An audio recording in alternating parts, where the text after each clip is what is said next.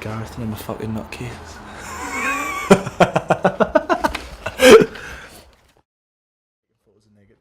Basically, I like taking photos of naked people.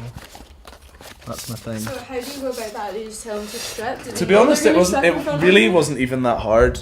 Like, people love being. Yeah, I was in art school and I don't know why. So, like, obviously, to begin with, I took photographs of like close friends and that kind of thing. And then people obviously seen these images and they were like, "Oh, like, I would love to get that done." And people actually came to me wanting to get photographed like that. What I kind of do is I like to kind of recreate like my favourite kind of classical Renaissance style pieces. So I want to like modernise them through like conceptual and fashion kind of shots. I use film because it does create that kind of like ethereal look, but also it's very on trend right now. Do you know what I mean? And it's like, I don't know, there's something really organic about it. And you have to really think about the shot whenever you're shooting. You know, the way people use digital cameras, it's just like loads and loads and loads and loads and loads of photographs, whereas you have like 20 shots to get a good shot, so you really have to like kind of arrange and stage it well without overshooting it, because then it just you just lose it, don't you? Yeah. You really need to like pay attention to what's in the photograph and what you want to say. Especially for my, these are one of my favourite shots here. Very on trend, very political, very anti-Trump. Where did you get the horse? Just friend. This was actually shot in Dundee. It's a modern day Godiva. Mm-hmm. So she doesn't want Trump to grab her by the pussy, does she? Maybe another guy, but not Trump. You know the way in Renaissance paintings there's always like angels like floating, and it's always cyan blue, that really deep blue that they just discovered. Yeah. Like, I thought that was perfect because I think I really got that colour in there. And then obviously political, I wanted the protest sign. It was like, it's obviously very of the time. Like, even during the time I was shooting this, there was a Trump protest in Dundee, and that's how global it's gone, so I thought it was important to like include that. And the model obviously chose Jamila because she is a strong looking character. She's also like mixed race. She's everything that Trump isn't, basically. Do you publish that stuff anywhere? Well, I do. I've made my own books, and I've had stuff online, and I've had a few little things, but I don't know, I kind of like to keep it quite intimate. Yeah. I know some people might look at me and be like, "Oh, he's like a creep wanting to photograph all these people," but like I've literally time photographed myself naked. Like, I don't look at it as, I mean, there's partly sexual, but like it's just a way of expression, isn't it? And it creates nice photographs. It's just like an artist painting a nude body. There's nothing different about it. My degree showed like this image in particular was like printed like 3 meters wide by 2 meters high, and it was framed in gold, so it looked like a Renaissance style, painting. That was quite amazing. It was in the Herald and it was in the Scotsman. They called me beautifully crude. But yeah, a lot of them, like, it's kind of just people I encounter as well. Like, obviously there was some these are staged, but then some shots have just been from my travels. I went to Paris, obviously a drunk picture of the Eiffel Tower, but that's not very good. Art means not rebellion in a sense, but I guess it just means freedom. Like, I can literally do anything I want in a photograph and talk about it freely and openly. It's a lot more free than it was before, but to me it just means like full on expression and not being afraid to like do something. Like, I couldn't imagine myself when I was like 18 in school, like just being able to like take a subject, rip the clothes off them and just direct them and tell them what I want and what I want to portray. So I feel like you are a godly presence in some way, because you do have a certain control of, it's like a creation, isn't it? Like, I mean, everyone likes to feel like they're creating something, but you have like this whole like control over it, and it's amazing to be able to do that, but it's also amazing to make people feel a certain way when they look at an image. But I hate whenever art gets so conceptual that it's like only understandable to the creator. So I feel like you need to have like a certain commercialism to it, not like fucking pictures of dogs or whatever, but it needs to be commercial and it needs to be aesthetically pleasing, but it also needs to have a strong concept to it. So it needs to have like 3 different kind of parts to it, rather than fully conceptual. You see these kind of artists that like throw shite at a fucking canvas and then, you know, it's worth so much money just because the right rich person saw it and thought it was amazing and wanted to buy it. But to me, it needs to make you feel something, and it needs to say something. It needs to be a reflection of the times. It needs to be a reflection of something that's not right with the times. Like, for example, Lady Godiva. It's obviously a connection to Trump there. And it's a very millennial perspective, which is important. So I feel like I have to represent my generation in the work that I do.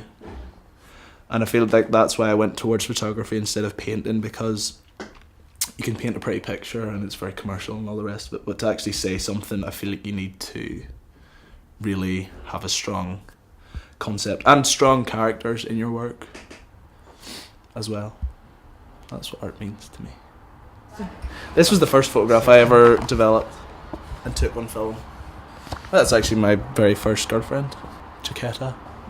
When I was 18, we had like a photography. It was like general foundation course, so I always took photographs, but I never took film, and this was like the start of it. So it was like a photography module. We did that, and the woman was like to give us a camera, and was like, go take photographs, and we'll develop them. And then ever since then, I've just loved the craft of it. I used to be obsessed with black and white, but I don't know, it just gets a bit monotonous and like, oh, I'm trying to be a moody artist. And like, even though I don't really wear a lot of colour or use a lot of colour in my work, I found myself like going crazy with like Technicolor, and I don't know, I think it's just more interesting when you see more colours, isn't it? And I feel like the film camera brings it out in a different way. I also like to like draw all over my photographs. And kind of like, what I do is I take a photograph of, I like to like be able to tell a story. So like if I take a photograph, I want it to say something with very few words. So it could just be like a word, it could be like a couple of words. Like this one, obviously. It says, "We are not the only ones to blame. We are the ones who were born in flames." So it's a comment on how the generations before us always say that we're ruining the earth and we're this and all these young ones are going crazy. I was like, you've fucking ruined the economy. we're like poor because of you guys. Do you know what I mean? It's like, we're not the only ones that are the issues to the earth just now. It's you guys. Yeah, I love this. I feel like this sums up. It's a bit Tumblr, but I kind of like it. Brad but sad. So we all like to look cool, but we all are heavily depressed. I was actually going to get this tattooed, but then I was like, no, I did get this tattooed though. It's my favourite tattoo. What does it say? Prince. I'll tell you a story about that tattoo now. So, was at a party in Glasgow and went to this after party, and there was a girl, heavily tattooed girl there in the corner, and she was just offering people tattoos. So of course I went up to her. I was like, I want a tattoo and I want it on my lip because that's fucking cool. Obviously coked out my face. She was like, what do you want? And I was like, just whatever you thought of me the first time you saw me. So she tattooed that, and I was like, why? And she was like, because your hair looks like Prince Eric out of The Little Mermaid. And I was like, you could have wrote anything. You could have wrote cunt, you could have wrote pizza, you chose Prince. And then I give her a hug and I was like, thank you. Because like, she could have done anything, like absolutely anything. Okay, there's me getting my first tattoo. I was in Paris, and the tattoo artist was a gay prostitute in Azealia Bank's hotel room. So, as you can see, my eyes are quite dilated. It's all about experience, and that's exactly what I wanted to show in this book. It's kind of like you know the way you get those big books in the library? I wanted it to look like a classic kind of book, but then obviously have a modern twist to it. I actually love this image. This was at the Petit Palais in Paris, France. I just thought it was really quite strong image, you know, horses like wanting to like riot, and it kind of reminded me of our generation because we always want to like, I don't know, like complain about something or like row about something or have like an argument about something, you know what I mean? It's just that we're very unsettling. We like to always complain about anything and everything, which can be a good and a bad thing. Like I don't want this whole project to be like a millennials are amazing and we're the best and we have the best ideas, and we may not have the best ideas, but we do have a strong point of view when it comes to arguing, which I think is very good, and that's what I like generations before us, we could like they would always hush things and they wouldn't talk about things, whereas we're very like, nah, fuck it, like we're gonna say this and we're gonna feel this way and we're gonna be really strong about it. So like that's one thing I admire about our generation. But obviously you've got things that are like bad, like ridiculous amounts of narcissism and over the top and the selfie culture and all that kind of stuff, which does come into play in this project because I want it to show that I'm not just trying to big up our generation and say that we're the best, because we're not the best. No one's the best. We all have things about ourselves that we like and we dislike and we may not see and we may not address, but at least we're consistent with it. So fuck them. Sorry, I can talk for ages.